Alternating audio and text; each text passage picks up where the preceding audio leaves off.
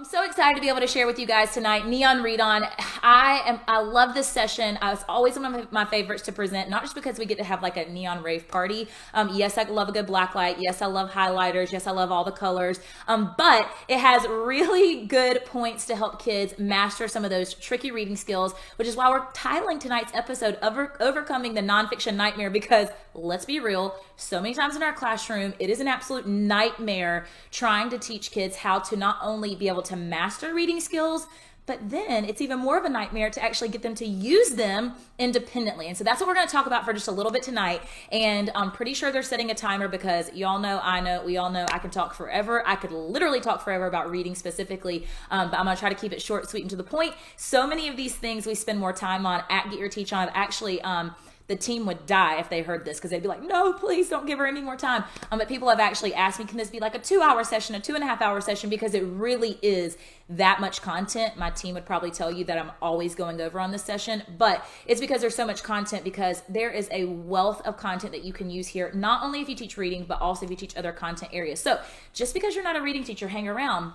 And this is going to get really interesting because I have to try to run a computer and try to look at the camera too. So we'll see how this goes, everybody. But my first thing says just that, hey, reading teachers. And so I always ask everybody in the audience to raise your hand if you're a reading teacher, and it never fails that so many people don't raise their hands, especially when I'm presenting in like 5, 6, 7, 8, those middle grade levels, because so many people are not self-contained. They're focusing on specific content areas. But the point of this is that is all of us, every single teacher, every single educator. If you are in a classroom, if you are in front of students, you are a reading teacher. And that is what makes students so successful at reading, is if we are integrating this into all of our other content areas. I have taught grade levels from 1st all the way to 7th. And I have had really successful readers, not only with the progress that they're making in classroom, but let's be honest, we all also look at those standardized test scores. I've also had really successful students on standardized tests in social studies and science as well. And the reason is not because of me or anything that I'm so great or whatever. It's because of reading. Whenever I was self-contained specifically, I would tie reading into every single part of my day. Wherever I could put it, every time I could think about it, I'm tying reading in. And that's what math teachers and social studies teachers and science teachers have to see, is how can I bring literacy? How can I bring reading into my content area? So when I moved up to middle school and I taught reading for some time, obviously that was easy to do. But then I moved on to just teaching science. And even there, I was constantly having my kids read. I learned they mastered the content so much better. They had a more thorough understanding when they were doing labs. They could explain the reasons why. Why? Because they had that background knowledge. They had that reading foundation. So every single person is a reading teacher. Now, I don't have all night, as we've already told you guys. So what I'm about to share with you, this is a strategy or a skill, one of the very many nonfiction skills that I teach during Neon Read On, because I actually teach a process for reading. So it's basically all of your reading skills for nonfiction texts bundled up together, but showing students a process of that. This can be used with any passage whatsoever, any nonfiction passage. And so right here, you'll see a lot of the magazine articles or the magazines that I love to incorporate into my class because of that. These incorporate science, social studies, current events, all of those topics that we're trying to tie into our classroom. So I just wanted to show you that you can grab a magazine. You can have your kids even choose the article that they read. So you're involving student choice in that as well. But any passage that you're working with, the strategy that I'm going to share with you tonight can be used throughout your curriculum in any passage whatsoever that you're using in your classroom. So let's go ahead and get started, first of all, with what is close reading. I know so many of you have heard about close reading. It's a buzz term. It's all around education, has been for the past couple of years. But I want you to look at this. It says close reading is a thoughtful, critical analysis of the text that focuses on, that word in yellow is what, everybody? Let me hear you. That's right. It's significant details or patterns. That word patterns is such a critical part of helping students truly comprehend a text. You're going to see that in just a little while. And it's also why I have these glasses on. This allows the students to develop a deep, precise understanding of the text form, craft, meanings, etc. So with close reading, we're going to be focusing on shorter passages. And this is something that I really go into detail with in my session. But for these activities and these strategies and skills, I am not focused on the level of passage that my students are working with initially. I want to work with a really simplistic text, a really simple text, to get them to understand the strategy and apply the strategy and not be overwhelmed with the text itself. Text itself. That's a lot to say, text so many times. But I want them to focus on the skill and the strategy. And then once they have that, then we start increasing the levels of the text. So you'll notice these are pretty simple passages for like a third, fourth grade reader. So just know that you can adapt this and adjust this to whatever grade level it is that you're teaching. So that's generally what close reading is. But what I focus on in this close reading session is focusing on giving kids skills and not just terms. I have been so guilty of this myself. I've seen it in classrooms, whereas teachers, we think that rigor is how quickly we're moving through the content, when we forget that really rigor is about the depth in which we take the knowledge. And so when I first started teaching middle school reading, I would give my fifth graders an assessment and I would ask them to identify and define simple ELA terms: character, setting, problem, solution, the different text structures. And year after year, those kids were knocking that assessment out of the park. They would have like 90s, 95, 100s. And I would think that, oh my goodness, this group is going to kill it in reading this year. We're going to be able to do so many things. And I would give that very same group a comprehension assessment to follow. And most of my fifth grade readers would be on a kindergarten, first, second grade reading level. And it became very clear to me when I started working with older kids, this is what's happening in our classrooms, is that we're thinking once they have those definitions down, boom, they can identify it, they can define it.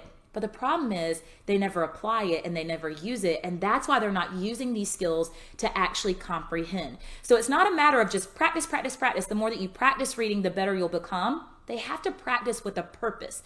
And so to give them a purpose, we have to give them skills. So we focus in this session on not just giving them terms, but rather giving them habits, laying a strong foundation for good reading habits. But just like with anything, you have to in order to create a habit, we know that what they say scientifically is that it takes 21 days. And so this is something that has to be practiced on repetition in our classrooms in order for our kids to grasp it, apply it, use it, and then make it a habit. So I go into more detail with that in the session. So that's kind of a quick overview, but here's why we're calling this Overcoming the Nonfiction Nightmare. I'm going to put this next little slide up on the screen. I'm just going to let it sit with you for just a second. I don't know if this resonates with any teachers out there in Facebook world, but this says when a teacher says, highlight only the important parts. And this just literally, when I saw this, I laughed out loud and I think every teacher would, because it becomes a coloring contest. You give the kids a piece of text, and a good highlighter and ask them to find the most important details. And I have seen this so many times in my classroom. The struggle is real, y'all. The struggle is real. But this is called Overcoming the Nonfiction Nightmare. And so that's what we're going to focus on. How can we give them skills so that this is not what we're seeing? Because that screams to me as a teacher, my kids aren't comprehending a dang thing. They don't get anything that we're talking about in reading. So let's talk about how we can fix that. So in my session, Neon Read On, one thing that I have really worked on developing at working with readers, as I said, from grade levels first all the way to seventh, is making reading a hands-on process. Because what color are the words in most texts? Black and white. And I feel like a lot of times my reading instruction was just that, black and white, but unfortunately that did not reach all of the different styles of learners in my classroom. So I developed what you see right here on the screen, which is called the Neon Read On Kit. And in there you have different parts. Some of them we're going to talk about tonight, but I can't get to all of them. But you see the glasses, the highlighter, the magnifying glass, the Legos, and the black light. The black light's the most exciting part. Tonight we're going to talk about just the glasses. I'll briefly hit on the highlighter, but all of these different components allow students to have a hands-on approach to reading, but it also creates a great visual for you as the educator to be able to assess your students' comprehension just by being able to look at the way they structure their highlights. So let's talk about these glasses that I have on right now. They are orange, yes, by luck, chance of the draw, and because it's Halloween. So Halloween is like orange pumpkins, right? But these are actually called pattern pairs. And I go into this whole spiel about how these are the most magical elements that they will ever hold in their hand. When they put them on their face, all of a sudden they see a world of patterns in their text. And so I count down from 10, 9, 8, 7, 6, 5, 4, 3, 2, 1, and the kids put them on, and it's just this moment of, oh my goodness. But it's all about how you sell it, right? So I really sell these as our pattern pairs. And so what happens is this becomes kind of a message to the kids, or a reminder that when we first start reading our text, we're going to be looking for patterns. So in this session, Neon Read On, I'm going through a pre-reading strategies, then I'm going through 3 different reads. So let me see, here we go. Okay, so that's a look at the kits, and this is what you could win, so hang tight, but we'll talk to you more about that at the end. So what we're going to focus on for just the next couple of minutes is first read and second read. Now, I don't have time to teach you how I would do first read in the Neon read-on process, but I'm going to explain what the kids actually do during first read. We're going to focus on second read. That's the strategy I'm going to give you tonight because I think it's the most important. So in first read of the Neon read-on process, after we've done pre-reading, and that's something that you would have to come to get your teacher on to see, sorry guys, but the first read is all focusing about what does the text say. So this is more like a level 1 of rigor, what I call level 1, which we're working on identification. So the first thing that we want for students to be able to identify is the key idea. Well, to do that, the students are going to ask, what do all of these sentences have in common? So as the teacher, I'm using my best teaching practices, I'm modeling reading aloud, and I'm using my pattern pairs to look for patterns in the text, maybe words that repeat themselves, concepts that repeat themselves, phrases that repeat themselves, to see what all of those sentences have in common to identify my key idea. So that is step 1. That's what we want the students to identify first. So what I have the students do is when they're chunking down a text, obviously we're focusing on a paragraph at a time, they would bracket that text, and outside the bracket, they would write that key idea. What do all of those sentences have in common? So here you see a passage about tsunamis, and what this passage, the key idea, what all of those sentences have in common, if we were to read it together, were to model identifying the patterns, is how tsunamis form. Okay, so that's what the passage that we're working with that's the key idea of that passage. Then the second thing that they would do in read number 1 is identify the text structure. And at Get Your Teach On, I go through all the different ways that I teach students, hand motions, and we work on identification, because remember, this is just step 1 of the process, really identifying what the text structure is. So we have to teach kids, we have to front load those key terms and those key words that they're looking for. But once again, they're going to ask themselves, what is the purpose of each sentence? Hence the pattern pairs, because they're looking for repetition of key words, repetition of a certain text structure evident within the text. So if we were still looking at this passage with tsunamis, let me see if I can get on this right. Here we go. Then what we would see is that all of those sentences, the purpose of every single sentence is to give me a certain step in how the tsunamis form. Okay, so that is a very brief overview of the first 2 things that the kids do when they get to the actual process of reading after our pre-reading strategies. So number 1, they're identifying the key idea. What do all the sentences have in common? Looking for patterns.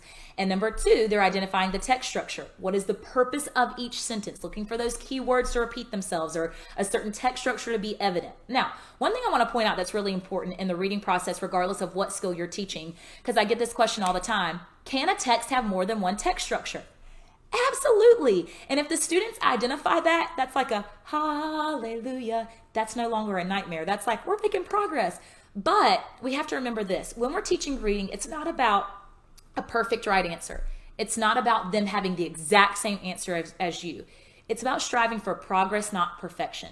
So what I always teach my students is if they can give me a concept or what they think it is, and they can support it with textual evidence, that opens up for a lot of great conversation and debate to be able to support your claim. So again, that's something that I really focus on in our pre-reading strategies during this session at Get Your Teach On, is that textual evidence component. Okay, so remember, strive for progress, not perfection. We're not looking for one specific right answer. That will never happen, y'all. So if you're looking for that, you might as well go ahead and hang it up right now. All right, so that is first read. Now here's what we're going to focus on for tonight, because everybody knows how to teach key idea. Everybody knows how to teach kids to identify the text structure. This is why I want to focus on this tonight, because I feel like so many times that is where it stops, right there. Oh my goodness, my kids can identify the key idea. Yes, high five, good job. Oh my goodness, my kids can identify the text structure. Yes, I've done it. Woo, high five, I can hang that up. But the problem is, as we've gone through all of this work, the kids can identify it, but they haven't quite reached the step of application. They're still not using those reading skills. At this point, they're just a skill rather than an actual strategy that they're going to use to comprehend the text. So that is why I feel the second read is so important. And it's something a little bit different than I used to do in the past that I developed with this whole neon read on concept. So let me explain how it works. Now, the goal of second read is this. We're going to figure out what are the most important details. Going back to that nightmare that we saw at the very beginning where kids are highlighting the entire page, how do we actually fix that? Believe it or not, it's not just about practice. Now, does practice help perfect a skill? Absolutely. But if they don't have the skill to begin with, what are they practicing? They're practicing nothing, right? So rigor level 2, I call this rigor level 2 because this is more about the application side of reading. So what the kids are doing during the second read here is we're working on creating text-dependent questions. So before, what your students were probably asking themselves to find most important details is they're probably reading a passage and saying, is this detail important? Well, in the mind of a student, in the mind of a child, if it's written on the page, it's important, which is why we see them highlight everything on the page. Is this detail important is not a focused enough question to really help them extract the most important details. So let me talk about how I teach this strategy and skill with my students to help them master this concept, apply the two things that we've already done, key idea and text structure, and actually gain knowledge from reading the text. So no more of this.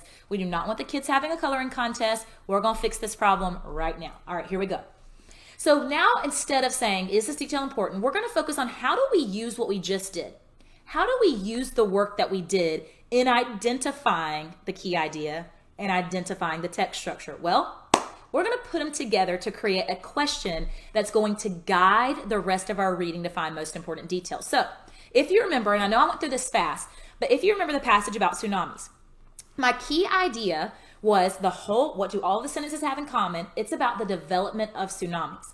My text structure, remember how that information is presented, is in the form of order, sequence, steps.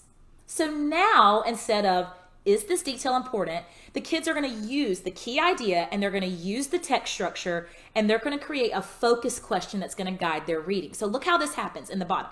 And we're going to take development of tsunamis, we're going to take order, sequence, steps, and now our focus question is going to be this. Is this a step in the development of a tsunami? So do you see how that is completely different than is this detail important? Now we're focusing on, is this a step? This is much easier for the kids to be able to identify, oh, this is giving me steps. I need to understand the steps. That's the main point of this whole passage. So now they're actually going to be able to extract that information. So in this next slide, I'm going to show you something that is actually going to be part of your free resources if you are signed up for the Get Your Teach On newsletter. So you want to make sure that you've done that so that you can get the free resources from all of the lives that we've had for this season. But if you'll notice right here, I just do something simple with sticky notes. So right here, typically the sticky notes would be blank, but I wanted to show you what was underneath the sticky notes. The students would then identify the key idea on a sticky note. They would identify the text structure on another sticky note, and then they would write their driving question on the third. So they're actually combining the key idea and the text structure to give them a focus question or a driving question to guide that reading process. Then they take that driving question or that focus question and they take it to the text. And this is where I start teaching them highlighting patterns that they then use to identify the most important details. So in that passage right there, you would see something that the kids might produce as a result of learning how to do close reading in the Neon Read-On style format. And so you can see, I want to point this out before we move on, that as a teacher, now what that does is it gives me a strong visual. I can see through their highlights that they're using a specific highlighting pattern, and that allows me to be able to see, are they on the right track with their comprehension? Or how can I redirect them? I felt like before, my kids, I was like trying to get in their head, and I don't know if y'all have ever tried to get in the head of a student, the mind of a student. Whew, God bless us all. And we try to do that all the time because we're trying to see how to guide them, how to redirect them, right? But with reading, I felt like so much was up here, and sometimes they couldn't verbalize it. So I'm like trying to help. Like I feel like I might as well cover my eyes. What's that movie? Chase? The one where they cover she wears the blindfold. It's a scary movie. Anyways, it's one of the ones, Sandra Bullock, I think, is the leading lady. But anyways, it's the one where they blindfold themselves. Anyways, okay, I got off on a tangent. But I felt like that was what was happening when I was teaching my students, is I was just going to blindfold and I was like, okay, let me try 10 different things and see if it works.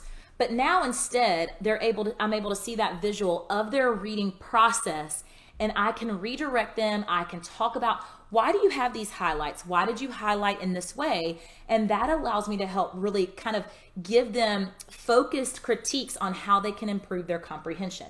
So that is when we would move on to number 4, where Chase is going to put up on the... He must be worried about a spider over there. I don't know. But number 4, where they are finding this bird box. Thank you. Oh, goodness, guys. This wouldn't be a spooktacular event if something like that didn't happen. The movie is Bird Box. Yes. That's what I felt like when I was trying to get in the mind of my students. Good golly, Miss Molly. Okay. So number 4 is then we're working on finding those most important details, which I just showed you in the highlights of the passage. And that is where I go into detail at Get Your Teach On about how you teach them highlighting patterns for each text structure. So that would be the next step. And then there's actually a third read where we talk all about how to take that information and summarize the text, because believe it or not, even after all of that, even after we go through this whole process and the kids have this beautiful work and they can comprehend the passage, you ask them to summarize it, they pick up their paper and they still read every single word. And that, my friends, is why it's called a nightmare. But I have a strategy and a skill for that. And that is what I go into detail with in the session. And it turns into something really cool because it looks like this. This is what their passage look like after they've identified most important details of our passage about tsunamis, because it was order, sequence, steps. So here, each step is in a different color. How about that? I gave you a little hint into the highlighting pattern for order, sequence, steps.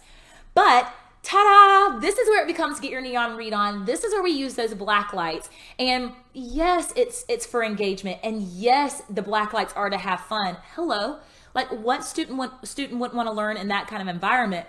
But it actually has a purpose. First of all, we've done all of this work in reading. Now, I will say, the whole Neon Read On process is something that will take a while to teach. And that's what I caution teachers with when I first go into the session, is I say in the next 90 minutes, I'm going to teach you something that you're probably going to teach the entire year to your students. So obviously we have to chunk those mini lessons down, make them very focused and specific, but I want to give teachers a resource that they can use all throughout the year and teach kids a process for reading rather than just skill, skill, skill, skill, skill. And then students have no idea how to piece it all together. So that's what Neon Read On is about. So when they get to this point, it's like a celebration because we've done so much work. This is where I use those black lights to teach kids how to summarize what is in the text, because I wanted to fix the point of them standing up and reading every single word. I was like, wow, point equals missed. How can I fix this? How can I teach it in such a way that creates an experience that they will connect something to? And so that's where Get Your Neon Read On came to be. And this is pictures of my rooms. I would have black lights and neon tape, and it was just light up balloons. Like, you don't even have to have all of that. You could just have the simple black lights. It still works. But this is what the kids actually see. And then we use their highlights to summarize. So that is why it's called Get Your Neon Read On. But it teaches kids an entire process of how to break down a nonfiction text from start to finish with multiple reads, but every single read is always the same strategies. Because when I started close reading, I would tell kids, all right, for first read, I want you to read for this. And then the next time I would say, now for first read, I want you to read for this. And they would become confused. So just like myself, I love a good checklist to make sure I haven't missed anything. That's kind of what Neon Read On does. It gives kids a checklist of those nonfiction skills, teaches them how to build on one, or teaches them how the skills build on one another, how they all connect to actually gain the comprehension from a passage, be able to extract information. And then y'all, the party's not over yet, because once you see the summaries, then it turns into this beautiful piece of research that you can then use to teach your kids how to do research writing and research papers, which is another very complex, difficult skill to teach. And so it just all works together, which is a beautiful thing. And so that is why I say this can be used in science, this can be used in social studies, because if you're teaching your kids how to write research papers, if they don't know how to effectively read and comprehend a text and be able to extract information, they can't write a research paper.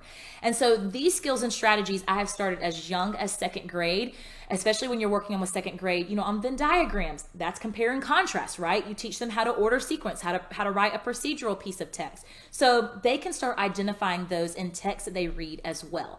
So I break all of this down and Get Your Neon Read On. It is one of my favorite sessions of the conference because I do really feel like it gives students a hands-on reading approach. And I actually have a look at one of the kits right here. I showed you a picture earlier, but I have the glasses on. But it gives them a hands-on approach because they're going to be using these for the first read to identify the patterns. Then they're going to be finding most important details in the second read. And this text structure is a highlighting pattern. Each text structure is a different highlighting pattern. Then with the Legos, we talk about connections, making connections, piecing the text back together. We talk about identifying unfamiliar words as we're reading. And then we work on the summarization, and that's where the little black lights come into play. So that is how I have developed Neon Read On to be a hands-on approach to help our students really master breaking apart complex text that's going to make them more successful readers, but not just more successful readers, more successful in science, social studies, math, because they're actually going to be able to comprehend and understand the context that they're reading and apply it to the things that we're teaching them in class.